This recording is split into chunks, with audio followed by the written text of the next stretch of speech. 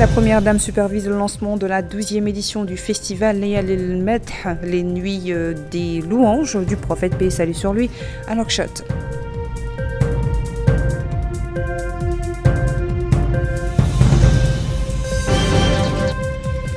Le ministère des Affaires islamiques et de l'enseignement original offre un banquet d'iftar en l'honneur de certains imams et cheikhs des Mahadra, en reconnaissance de leur rôle dans la diffusion du savoir et des connaissances.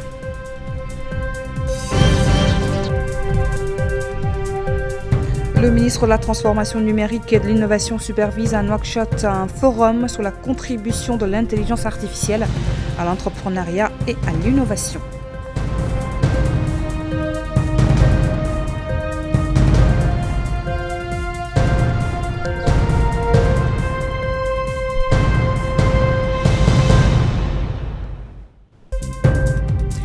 Bonsoir, la première dame, Dr Mariam Mohamed Fadelda, a supervisé hier soir au stade Cheikh Aboudia le lancement de la 12e édition du festival Layal el-Madh, Nuit des louanges, organisé par le Centre des Arts Populaires de Taranim et qui a porté cette année le nom de feu journaliste Mohamed Fall Omer.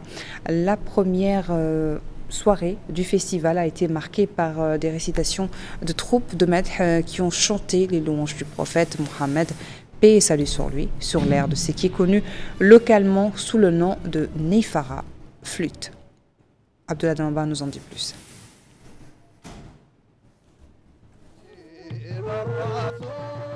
La première dame, Dr Mariam Varel Mintada, a présidé le lancement de la 12e édition du festival Layal el-Madh, organisé par le Centre Teranim des Arts Populaires. L'édition de cette année, qui a été lancée au stade Cheikh Ould Bouidia, porte le nom du défunt journaliste Mohamed Fall Omer. Elle a visité l'exposition qui se tient dans le cadre de cet événement culturel.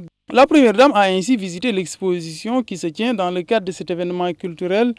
Cette exposition comprend plusieurs pavillons dont les Mahadra, les arts populaires et leurs instruments, le projet d'enseignement des arts populaires, le projet d'écriture des textes de louanges, un pavillon mettant en avant les œuvres du défunt journaliste Mohamed Fall Omer, entre autres.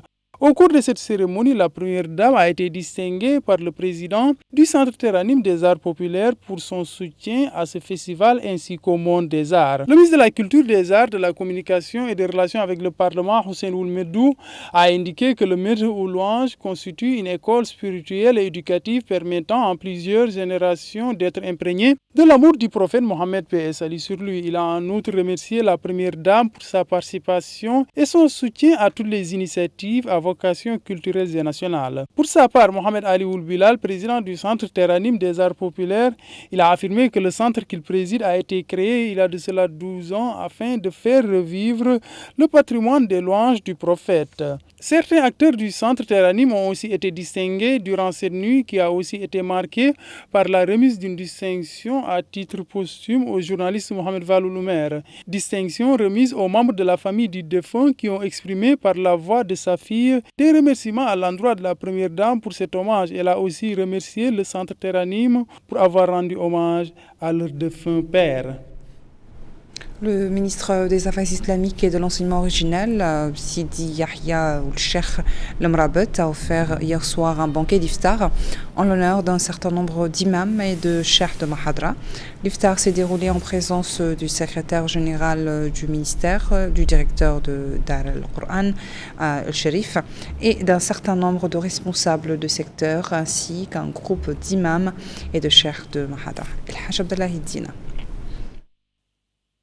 En concrétisation de l'attention portée aux érudits, aux éléments et aux imams, le département des affaires islamiques et de l'enseignement originel a organisé cet iftar collectif dédié aux leaders religieux qui ont contribué activement à la réanimation du mois béni de Ramadan à travers des multiples conférences religieuses. Le ministre des Affaires islamiques et de l'enseignement originel, M. Sidi Yahya Ould Cheikh Lemrabet, a indiqué que l'organisation de cet iftar illustre l'intérêt accordé par les hautes autorités à la référence islamique de notre pays, ajoutant que le gouvernement octroie une attention particulière aux champs religieux et à la diffusion des enseignements islamiques basés sur les valeurs de la modération et du centrisme et le rejet de la violence et de l'extrémisme. Quant au chef de l'Union nationale des imams, M. Mohamed Lamine Ould Mouhoud, Il a apprécié les efforts déployés par le ministère des Affaires islamiques en matière de soutien moral et matériel des érudits, des oulémas et des cheikhs d'Amahadra et des instances islamiques, considérant cette rencontre comme un geste de reconnaissance du rôle important qu'il joue au sein de la société. Cet iftar collectif dédié aux leaders religieux fait suite à une série de rencontres visant à mettre en relief le rôle important et les missions accomplies par ces acteurs dans le domaine de la prédication, de l'orientation et de la guidance religieuse. Le ministre de la Transformation numérique et de la modernisation de l'administration, Ahmed Salem Bed, a supervisé hier soir le lancement d'un forum sur l'intelligence artificielle comme levier de l'innovation et de l'entrepreneuriat en Afrique, organisé à Nouakchott en partenariat avec l'ambassade du Maroc. Ce forum vise également à célébrer les managers mauritaniens et les jeunes diplômés mauritaniens des instituts et universités du Maroc. Abdullah Damaba. La première partie de ce forum scientifique porte sur l'étude de la contribution de l'intelligence artificielle à l'entrepreneuriat et à l'innovation en Afrique dans le cadre du projet Link Up Africa, un programme de coopération trilatérale entre le Royaume du Maroc, l'Union européenne et l'Agence belge de développement qui vise à renforcer les liens académiques entre le Maroc et les pays africains. Cet événement est organisé par le ministère de la Transformation numérique et de la modernisation de l'administration en collaboration avec l'ambassade du Royaume du Maroc par le biais de l'Agence marocaine de coopération internationale et l'Agence belge de développement. Ce forum vise par ailleurs aussi à célébrer les managers mauritaniens et les jeunes diplômés mauritaniens des instituts et universités du Royaume du Maroc. Le ministre de la Transformation numérique et de la modernisation de l'administration, Ahmed Saleh Ould a précisé que la Mauritanie a saisi l'opportunité des nouvelles technologies de l'information et de la communication afin d'avancer avec confiance vers l'avenir en adoptant ces technologies. Il a en outre salué les diplômés mauritaniens des universités, écoles et instituts marocains pour leur rôle prépondérant dans le renforcement des liens de fraternité et d'amitié entre les peuples mauritaniens et marocains car ils constituent un véritable modèle d'échange scientifique et culturel fructueux. Pour sa part, l'ambassadeur du Maroc en Mauritanie, son Excellence Hamid Chabar, s'est félicité de la participation de l'ambassade du Maroc à cet important forum scientifique qui réunit un groupe de diplômés des universités et instituts du Royaume du Maroc avec des experts et spécialistes dans le domaine de l'intelligence artificielle. Il a par ailleurs indiqué que compte tenu des différents défis auxquels fait face l'Afrique, les applications de l'intelligence artificielle sont devenues une opportunité pour ces pays et la jeunesse africaine en particulier pour surmonter les obstacles qui empêchent la réalisation d'un développement socio-économique global en Afrique. Link Up Africa vise à renforcer la coopération technique, les liens académiques et économiques entre le Maroc et les pays d'Afrique subsaharienne, avec un accent fort sur le développement d'opportunités d'entrepreneuriat pour les jeunes étudiants et lauréats originaires de ces pays. Le projet s'inscrit dans la coopération sud-sud et dans l'approche de coopération triangulaire qui permet de combiner les avantages comparatifs des différents partenaires impliqués dans le projet, comme ici AMCI et Enabel. L'action Link Up Africa répond aussi aux priorités de la coopération de l'Union européenne avec le Royaume du Maroc. Ce projet permet d'anticiper les futures orientations ouvertes par le dialogue en cours sur l'approfondissement du partenariat Maroc-Union européenne et plus globalement avec les orientations de la nouvelle alliance Afrique-Europe pour un investissement et des emplois durables dans leur pays d'origine de jeunes Africains qui ont étudié au Maroc. Pour sa part, Mme Tarba Minta Amar, présidente de l'association des cadres mauritaniens diplômés des universités, écoles et instituts marocains, elle a expliqué que la création de cette association est une réponse à la volonté de ses dirigeants d'une part et d'autre part, elle vise par ailleurs à renforcer les relations bilatérales entre les deux pays en activant le pont de coopération, de partage et d'interaction avec les organismes scientifiques et culturels du Royaume du Maroc.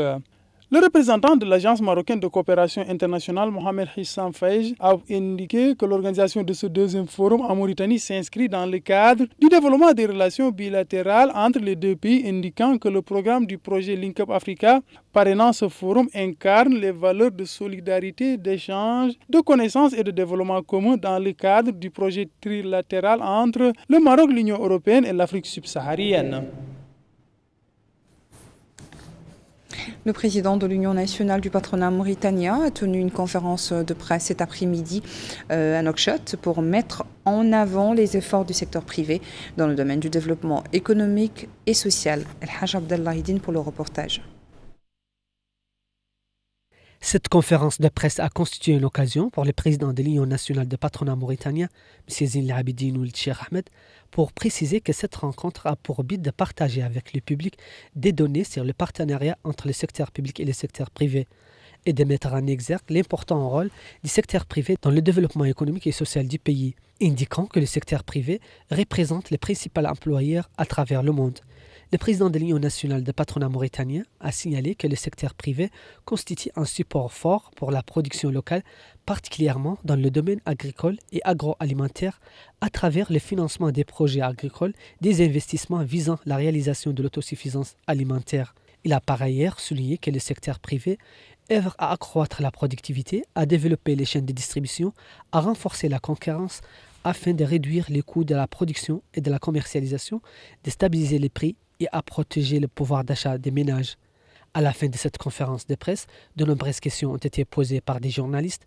Par la suite, le président de l'Union nationale de patronat mauritanien a répondu à ces questions en présentant des informations à l'aide des données chiffrées.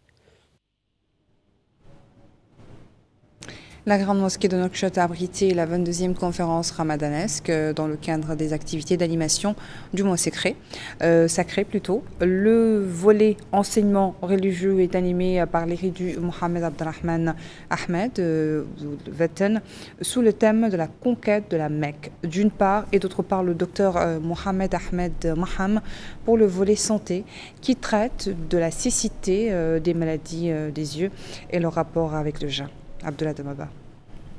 Cette 22e conférence religieuse qui se tient à la mosquée saoudienne tourne autour de la conquête de la Mecque par le prophète Mohammed paix et salut sur lui. Au cours de cet exposé, l'érudit a passé en revue les différentes étapes qui ont facilité la conquête de la Mecque. Il a aussi mis en avant le chemin entrepris par le prophète dans le cadre de cette conquête. Le conférencier du jour a, à l'aide d'exemples, expliqué la procédure qui a été mise en place ainsi que le plan élaboré par le prophète pour conquérir la Mecque. Il a en outre mis en avant les différentes batailles qui ont émaillé aussi cette conquête.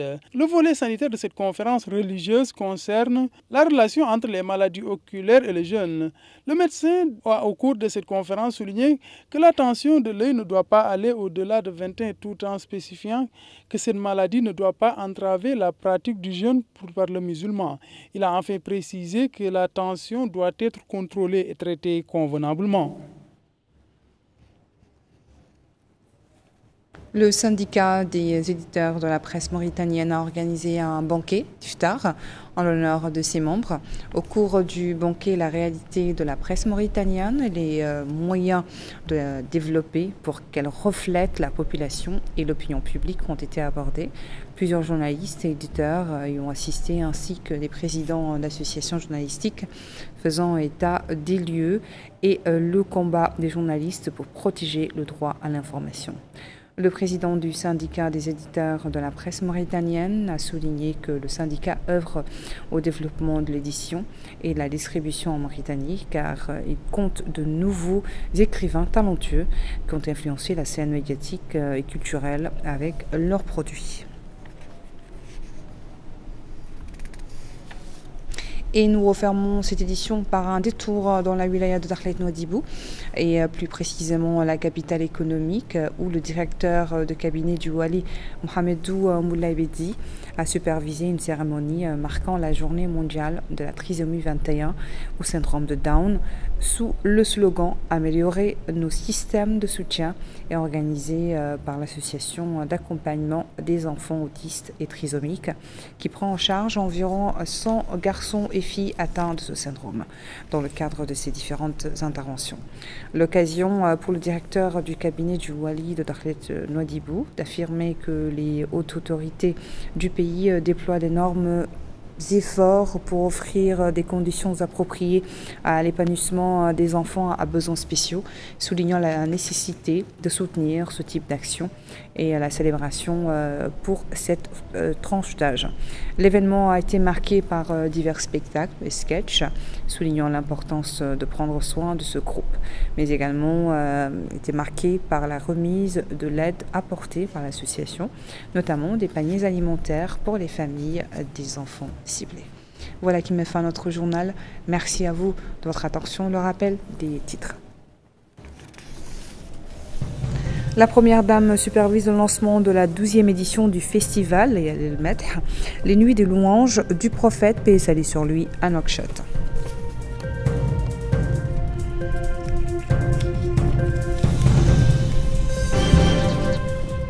Le ministère des Affaires islamiques et de l'enseignement originel offre un banquet d'iftar en l'honneur de certains imams et cheikhs de Mahadra en reconnaissance de leur rôle dans la diffusion du savoir et des connaissances. Le ministre de la Transformation numérique et de l'Innovation supervise à Nouakchott un forum sur la contribution de l'intelligence artificielle à l'entrepreneuriat et à l'innovation en Afrique.